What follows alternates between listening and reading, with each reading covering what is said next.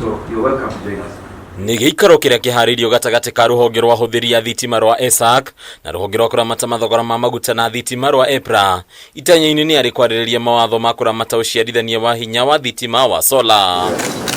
Hĩndĩ ya gĩikaro gĩkĩ andũ kĩũmbe arĩa makoretwo magĩciarithanĩria hinya wa thitima nĩ matarĩria moritũ ma kĩwatho marĩa mamagirĩtie gũciarithania makĩria ya megawati ĩmwe ya hinya wa thitima cia solar hatarĩ license ya mwanya, ũndũ ũrĩa ũcũngĩrĩirie nyingĩ cia iganda kũremwo kũrũmĩrĩra njĩra ĩno kwĩrũgamĩrĩra. Below 1 megawatt, you really don't require a major licensing. You just need to notify the regulator that you are installing a system.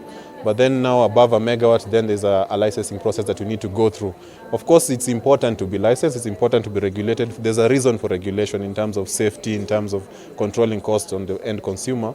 But also, regulation should allow for a further expansion of what the customer can do. So in this country, there are customers that consume way more than 1 megawatt. Kũringana na Joyfrey Rono kuma ESAC, ũhũthĩri wa thitima cia gwĩciarithanĩria nĩ njĩra ya raithi ya gũkũria iganda na kwĩrũgamĩrĩra mĩciĩ-inĩ. Ũmũthĩ wa Kenya aingĩ makĩhĩmbĩria njĩra ĩno. Solar and battery storage being used by enterprise in Kenya is a way of saving money, it's a way of cleaning the environment, it's also a way of stabilizing power supply on site. So indeed, it helps to address the issue of blackout. What we have had today is that the current installed capacity is about 450 megawatts of clean captive installation in Kenya. This is way bigger than the installed capacity of Rwanda's grid, which is about 300 megawatts. It's a relatively new industry in Kenya, but we've seen that customers are choosing to go this route for reasons of sustainability, for reasons of supporting whatever they're getting from Kenya Power. Mabũrũri marĩa meheretie mawatho maya ta bũrũri wa Afrika ya mũhuro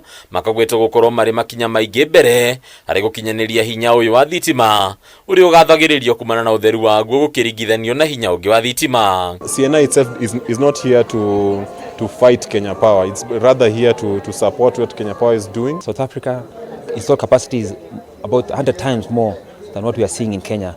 And this is because they managed to lift the limits on regulations. And now everyone can install their power plant on-site, off-site, and it has grown in leaps and bounds over the last 3 years. Of course, driven by the blackouts also occurring there in South Africa. Mwena-inĩ wa rũhonge rwa EPRA nĩ rĩranĩire gũtigĩrĩra watho mwerũ wa kũramata ũciarithania wa thitima harĩ andũ kĩũmbe nĩ wakinyanĩrio ica ikuhĩ. Rĩu watho ũgĩtanya gwĩtĩkĩria andũ kĩũmbe arĩa mareciarithanĩria thitima ciao gũciendagĩria ahũthĩri. The open access provisions offer CNI's consumers the flexibility to purchase power from available sources and will lead to their load centers, fostering a more dynamic and competitive energy market. Handũ-inĩ ya Kameme TV, rĩtwa rĩakwa nĩ Bataru wa Mwangi.